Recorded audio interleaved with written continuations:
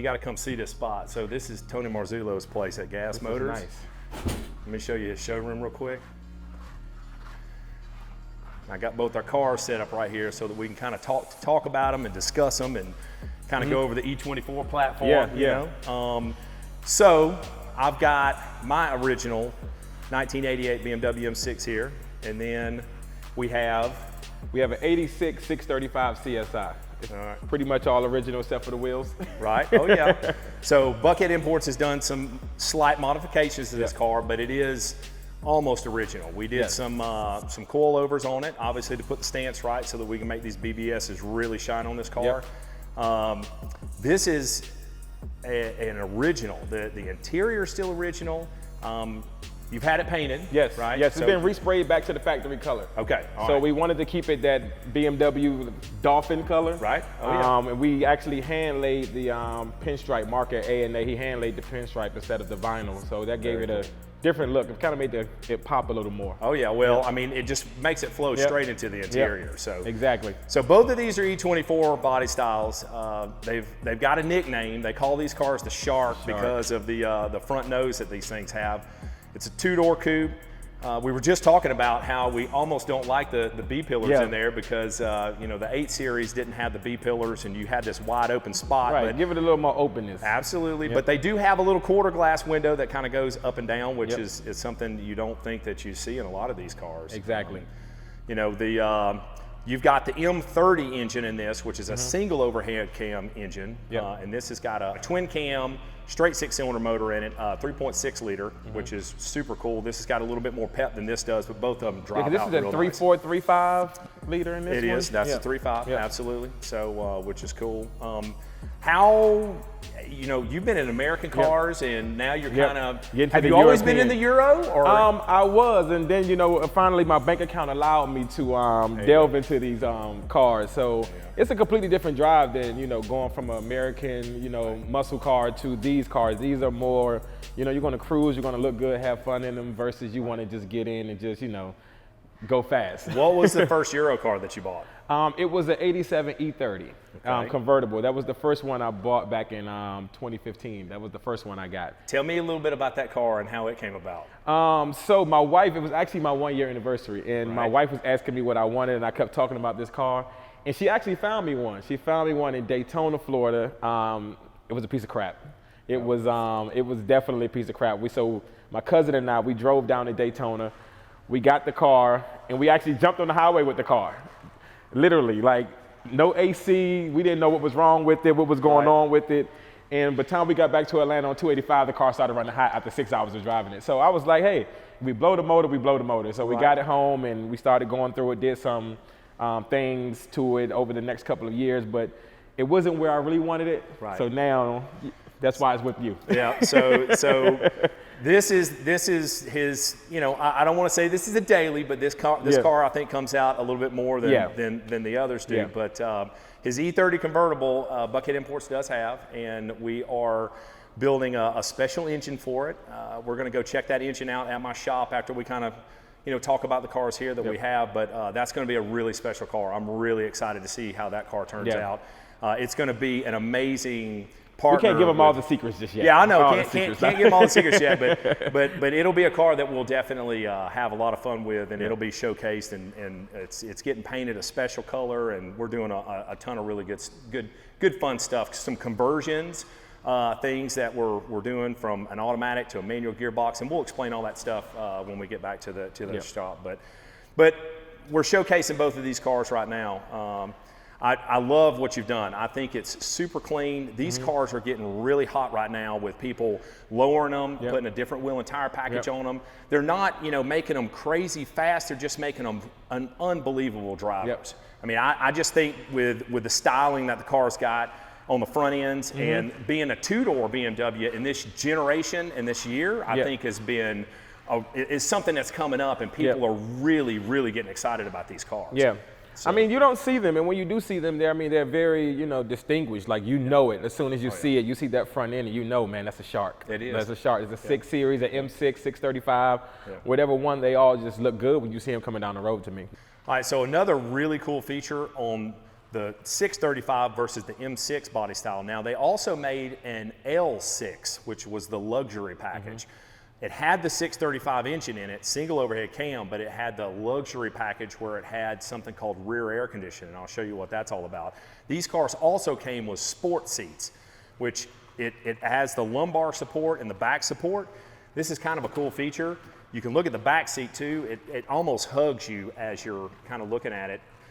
This car, the way that the rear seats mold, but the other thing that's really cool is the sport seats in this. The normal flat seats that come in just a normal 635, they're completely flat. You just slide right into the car. But the 635 CSIs and the M6s all came with a sport interior, which I know that you love and actually sought after. The E30 will be the E30 M3 or excuse me, the E30 convertible will have the exact same thing. The other cool thing is the M6s. They also had the luxury package. They had rear air conditioning in a 2-door, which is kind of crazy. I don't know who thought about it, but the other thing that's kind of neat about it is when you open this up, and actually you can put soda cans in there or maybe a beverage in there, and when you've got the rear air conditioning on, it also keeps all of those cans cool in the back seat. 1988, think about that. That's different for that time. 1988, they thought about that, but this also has the sport seats, lumbar support. It's also got a little motor that moves the front of the seat up underneath the back of your knees, which is kind of cool. And those, you can see how that still opens and closes on this, and which is a really cool feature as well. That's why the sport seats are much needed in this car. I mean, you know, you can have the L6 package, but it had they didn't hug you. They didn't hold you in there, especially when you know you want to drive this car. So you get in the turn and you slide all over the car. You know? So. Yeah, no, absolutely. It definitely needs it on these cars because you're driving a little bit more aggressive. The other thing, Cliff, I'm gonna let you take this. How'd you pick the wheel and how'd you pick the style for this particular car? Well, the wheels, I feel, you know, when you are talking about 80s BMWs, there's really only maybe 2 or 3 manufacturers of wheels that you're going to go with. But I think BBS is probably the most popular wheel for this car, for this era of, you know, car. But when I bought the wheel, I wanted the BBS, you know, the mesh, the RS wheel, but I wanted a more aggressive look. I wanted the offset to be different. I wanted a deeper dish on the back with a, you know, more moderate dish on the front. And so I had to actually build them out. I got the the faces from someone and then made them into a 3-piece wheel. Okay. So we so you didn't buy them like this? No, I did not buy them like this. You built it, so you picked the gold bolts that go in there and did the red center cap. So you picked the way that wanted to look. Yes. Once we once we agreed on the paint color, going back to factory with the pinstripe, I knew that I wanted a look to go with the red interior, the pinstripe, so I went with the gold rivets and then the center caps, the red with the gold BBS letters. And I just thought with the chrome that's all over the car, it just pops, man, and it was just the perfect wheel, in my opinion, for the car. It does. You know, and that's a lot of features, a lot of people that disappears on cars sometimes. You know, these cars back in the day came with a lot of shiny polished aluminum and chrome. And a lot of times people black them out, which is, I think, you know, you can't go wrong with that, you know, but for this car, I knew I wanted it to be a showstopper. I wanted it to be seen when you're driving it. So I wanted it to keep that chrome look and match it with the wheels. So. Well, I love what you've done with the car. I mean, it's going from I saw this car absolutely all original to what it is now. It's just like you said, it's a showstopper. It's and these cars are just getting. But you know, man, I want to give you a thank you because you actually bought me a solid car. When you came to me about buying this car, it was a solid car that really didn't take much to get it like this, other than, you know, just cosmetic stuff on putting your own touch on it. So you guys bought me a very, very strong and straight car. So. Absolutely. No, this was a car that's been in the Buckhead Imports family for a long time. I was so happy that it went from one of my original customers over to you, which is kind of cool. So it stays in here, and we know this car. That's the other thing. But and the service record's about that thick. So. Yes, no, I think my customer had every service record that this car ever had, which was kind of cool. 83,000 miles. You can't forget that. That's right. I mean, original miles. Yeah, so. Very low mileage car.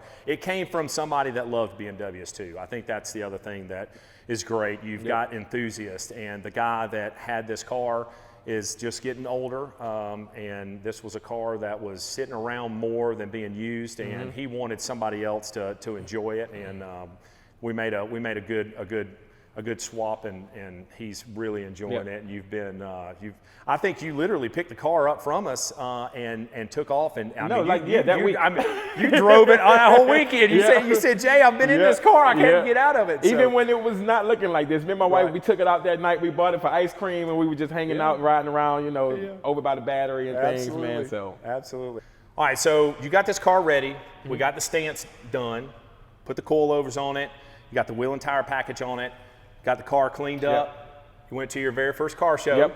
Went to the first car show, and of course it won. I really was a surprise, right? But it definitely won that day, and I was just actually proud. After coming with you with the car, you found in the car for me, and all the process we went through of sitting down, really discussing and talking about it, and putting the whole design together. It was really worth it, and then taking it to the car show just was a full circle moment, What kind of car show was it? Was it just all kinds of cars, or was it a Euro? It was if you're familiar with the club, Uptown Car Club in Atlanta, they focus on these models of cars, the 80s, the 90s, European cars from that era. Right. So mainly the whole show was based upon that era of cars. So for it to be multiple cars from that era, including another 635 that was there. It was, it was a good moment. No, that's cool. Yeah, because for being in this era, and you were at a car show for that, and got a trophy for it. That's pretty cool. No, it was great.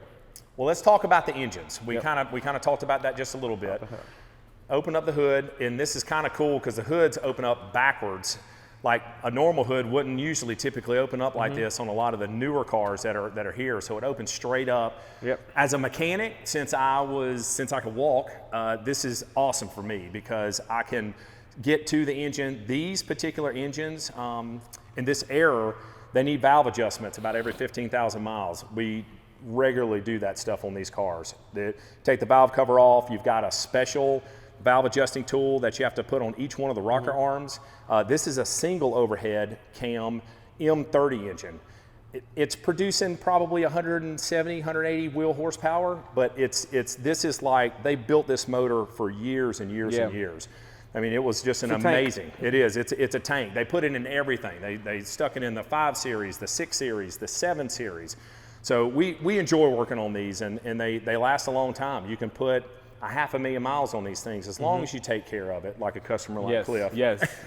And there is maintenance with it. Follow the maintenance schedule. There's maintenance on these cars. But they still make, valve cover gaskets and stuff that, spark plugs and intake boots and stuff that we run into a lot that get old on these cars that we can replace easily and keep the car up for the customer and they can go out and enjoy it.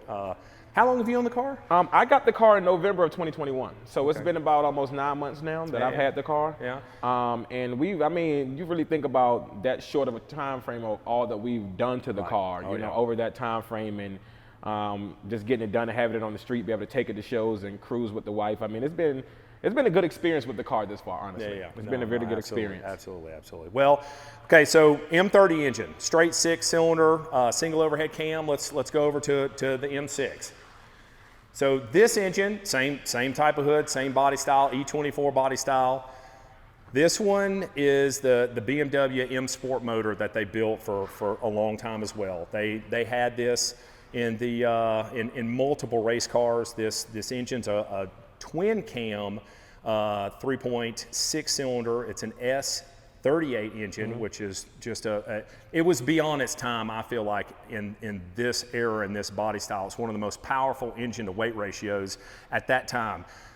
You do have to adjust the valves on these. This is something that is super critical on these cars. I still have a factory BMW set of shims that you have to replace that's underneath the camshaft that you adjust the valves with. That's something that a lot of these shops that are in the Atlanta area don't have, or they have to buy from somebody else.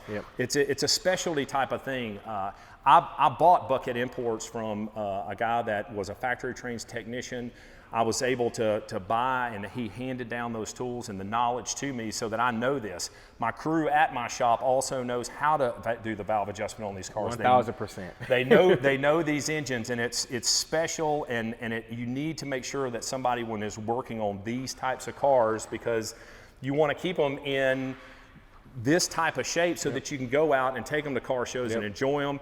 You don't want to break down with your wife in the car, that's for sure. No.